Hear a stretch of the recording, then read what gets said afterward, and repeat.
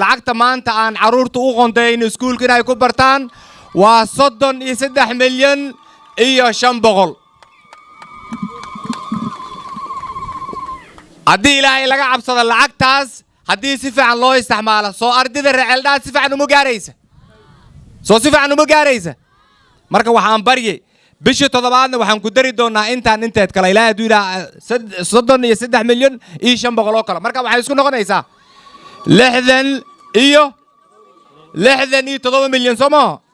ilaahay markaan ka cabsana 67 milyan dhalinyarada iskuulka akhristaan oo secondary school ku jiraan soo celdaas ma tooshaynaysa yah soo si fiican uma tooshaynaysa xisaabaa jirtay ogaada dadkii lacagtaan loo dhiibay sidii hore ma jirta xisaabaa jirtay ogo waa lisoo dabageli aniga ma doonaya cunug ardiya oo receldaasa waqtigan adag oo abaarta jirta oo dhibaatada ilaahay xaq askeeni ay jirta in loo eriya lacag la'aan oo iskuul waxaan maanta u joognana taas waay wixii kale waqti kale aan ka hadli doonaa marka waxaan rabnaa macallimiintii waxaan ka codsani dadkii maskiimahay oo oon yawaadin inay ilmahoodii iskuul ka bixiyaan lacagtan waa lacag badan dowladda iska leh CDF bay soo martay tii kaloo countigana waa jirtaa ayadana waa la bixi waan ka warayaa wixii kaloon dowladda guud ka keeni karnana waa ka keenaynaa waxaan inka codsani tafadal dadka loo naxariisto ardidana loo naxariisto maxaa yeelay dhibkaan jira waa dhib xag ilaahay ka imaaday dadka loo naxariista macallimiinta waxaan leeyahay dhalinyarada waqtigan hadda la joogo maadaama waqti adag ah tafadalini cunug loo eriyo uu jirin lacag la'aan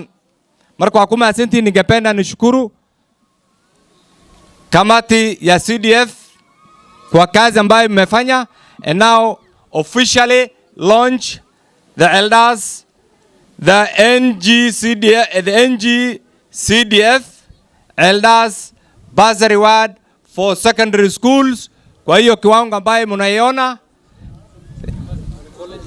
secondary schools colleges and universities kwa hivyo mnaiona si ndio